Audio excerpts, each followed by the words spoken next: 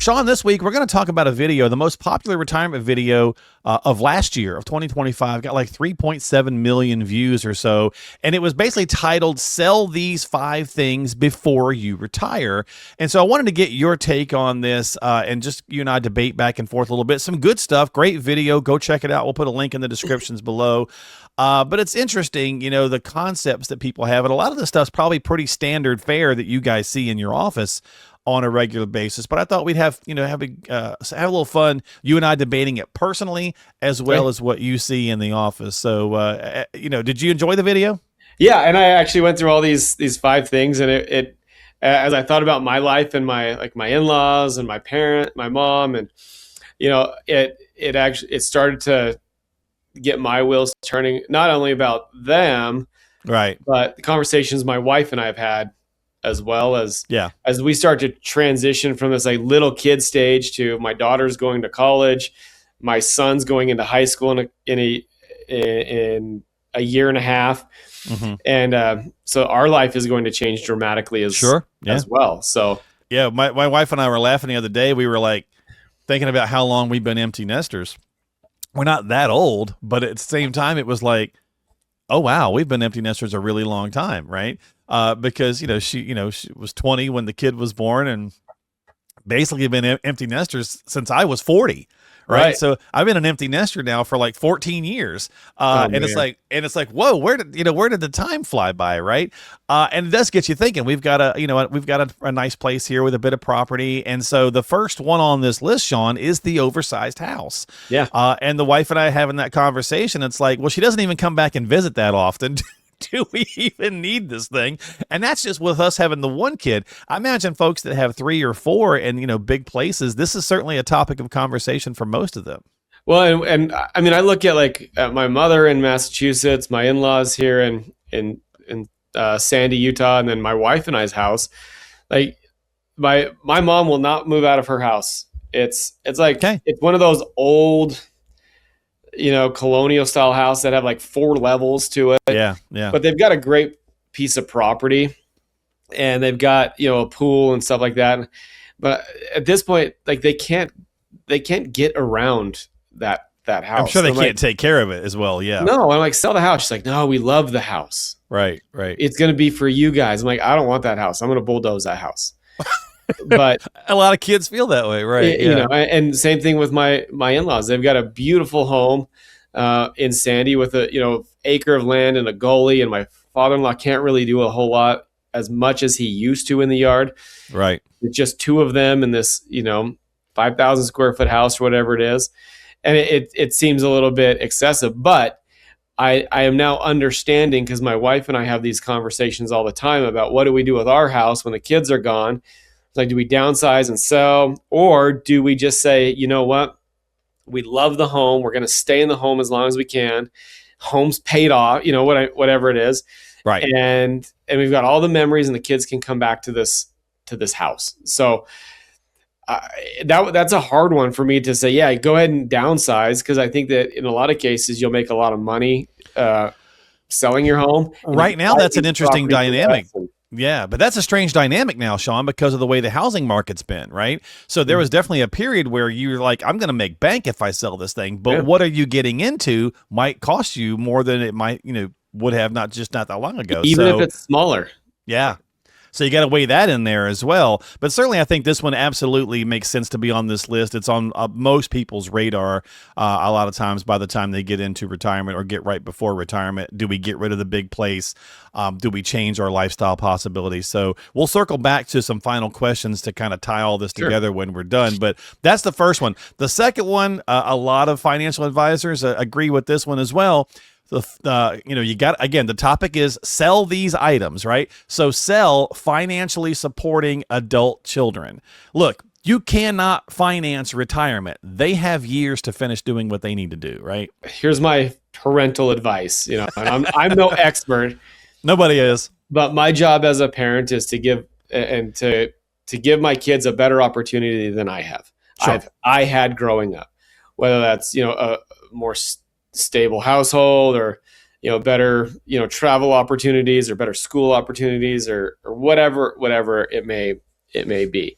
Yeah. But my job I'd like to say my job ends when my kids are out of school and they've moved on. Now I'm preparing my kids for that. I'm teaching them lessons along the way, and I'm saving money for them so they get a better head start than I had Sure. at life.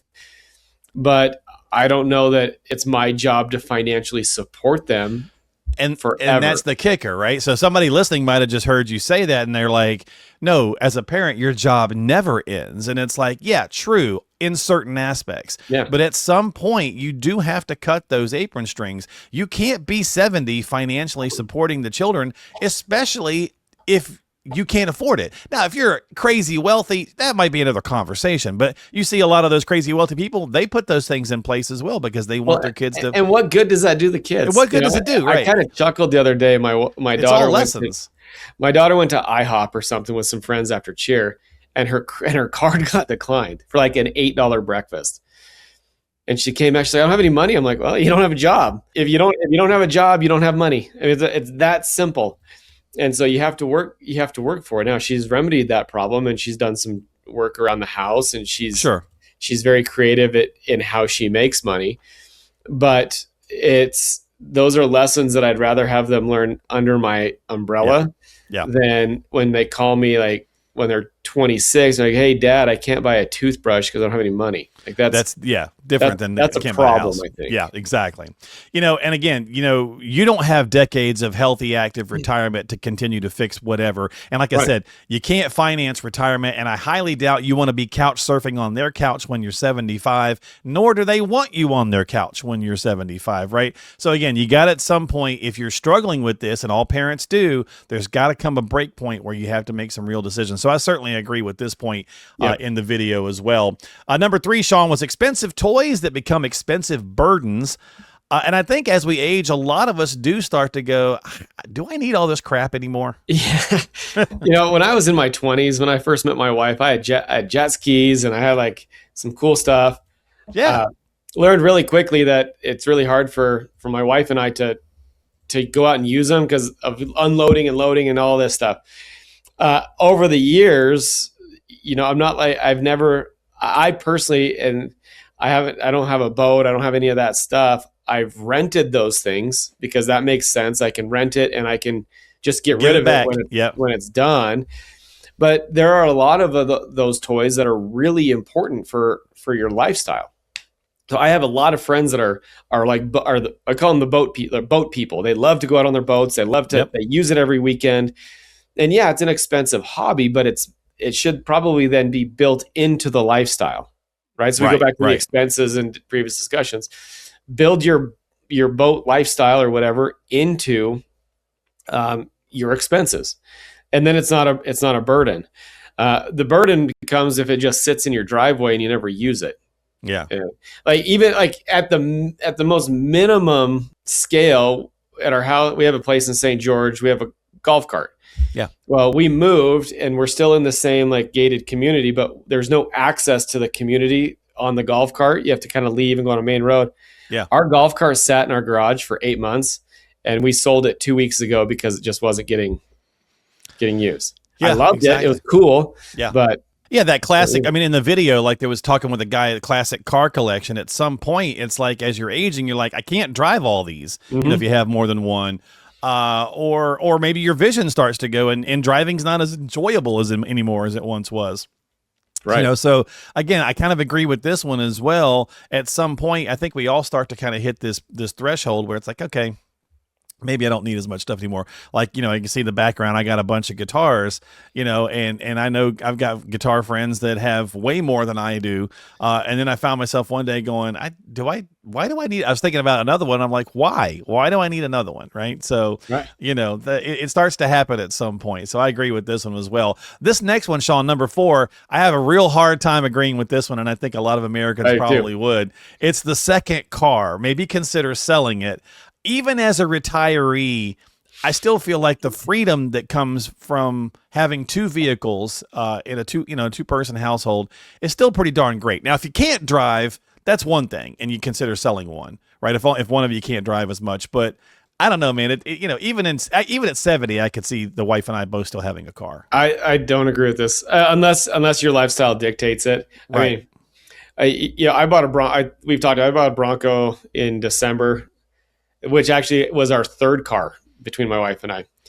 And I learned very quickly that as summer rolled around, my wife told me, "This is my summer car." Right. So I don't even get to drive my Bronco right now, which is Right. fine. It looks good on her. Right. Right. But I agree that there's things that you do in retirement that dictate the need to have two vehicles. I mean, time apart sometimes, right? I mean, even just that. Hey, I got a doctor's appointment. Well, I'm going to go golf, or vice versa, right? So can you drop me off at the golf course so I can go Right. golf with my buddies? Right. Doesn't If make you don't any have to, and I think the thing about the second car, and this is one, Sean, for a lot of people, by the time you're maybe getting into retirement, it may be paid for. So is it really that costly? Maybe not, right? So again, the math, weigh that stuff out, because it may not be that big of an expense at that point. Now, yeah, if you've got 2 cars or 3 cars, to your point, walking into retirement, and all of them are financed, and all of them are $600 or $700 a month. Okay, that's a conversation, right? That's a problem. Yeah. But the car expense thing, if you strategically finance a car, whatever. But to your point, there's no reason to have a bunch of cars financed. I mean, I don't do that now in my life. I wouldn't recommend, we don't have car payments now, so I wouldn't recommend somebody to go out and get a bunch of car payments. It's crazy to me. But yeah, I mean, we've got 3 cars as well, to your point, all 3 are paid off. Now, one's a classic car, but I'm considering selling it because I don't drive as much as I used to anymore, right? So there's, it certainly makes a lot of sense in those regards. All right, the last one, Sean, something you can't sell on eBay, you can't put it up on Facebook Marketplace. It's your work identity. So this one's a different kind of way of thinking about it. But for many of us, a lot of us, after however many years of doing something, we don't know who we're going to be in retirement when we're not that person anymore. And, I'm not Joe the doctor, or, Mark the musician, or whatever it might be, right? So that's a struggle for a lot of people. You just have to be Mark. But how do you do that? You got to learn, right? Right. And, I look at like what we do, and, I'm a coach and an advisor. Like, those are kind of my jobs. Randomly, Right. I didn't even know I was going to get paid to coach this collegiate league this summer, and I guess I did. So we'll call it a professional coach. But right, looking at it, it's like I've been an advisor for 24 years now. right, which is and wild. that's coaching. I've been an advisor longer than I've been not at this point in my life. So what does that become when you're done working, when you're retired? I don't know. Well, but your passion is coaching. You're still going to coach, right? Oh yeah. So to I'll some always degree, coach. I'll coach till I die. And that's the point, Sean. You have something. Some people struggle with that, right? They were like, okay, I was an engineer, but now that I'm retired, I'm not doing those things. How, and we talk often, retire to something, not from something, right? Yeah. Because that's going to help that mental capacity, right? Sitting in the chair is the fast way to the grave, right? Well, and I think that, if you just stay in the chair, and we can talk hours upon hours about health and wellness and and all that, but building that routine before you retire, like, hey, I get up in the morning, whatever time that is, I go to I have my coffee, I go to the gym, I have some breakfast, I slow my mornings down and think, and then I get on with my day. You have to find out who you are before you can even retire. Exactly. Well, the video ended with a couple of really cool ways of thinking about these questions, Sean, and I really like this one the best. Basically, they just said, look, if I let this go, what becomes possible? I thought that was a cool way of looking at anything in retirement that you're thinking about changing. If I let it go, it doesn't necessarily, yes, maybe you're sad about letting that go, but what now becomes possible? That's a cool way of thinking about it. Yeah. I mean, who am I? And what is the new me? I look at some of the other questions. What does the new me look like? Yeah. What is that opportunity for me? Yeah. And letting things go isn't necessarily a bad thing. It just creates space for new opportunity. Ideally. Yeah. Exactly. So, does this item that I'm thinking about still serve my old life, or does it serve my new one, right? So those are some things to think about. A really cool video. Again, go check it out. It was the most watched financial video, a retirement video of last year in 2025. So we'll, again, put links into it. And, of course, if you got questions and need some help about how to build a plan and a strategy and what items you want to change or make adjustments to, a lot of times, sometimes it's big things, sometimes it's little things. But either way, if you need some help, reach out to Sean and his team. We'll have those links down below in the description as well on Apple, Spotify, and of course right here on YouTube. Hit that thumbs up and that notification bell. Subscribe to us so you get new episodes when they come out. And of course, you can also just get some time on the calendar with Sean and his team at elevatemyretirement.com. That's elevatemyretirement.com. Sean, my friend, have yourself a great week, and I'll talk to you next time. Hey, thanks, man. You too. All right, buddy. We'll see you next time here on Retirement Elevated with Sean Lee. This podcast has been prepared for educational and marketing purposes only. The information in this video is general in nature, does not constitute personalized investment advice, and does not provide a complete analysis of the subjects discussed.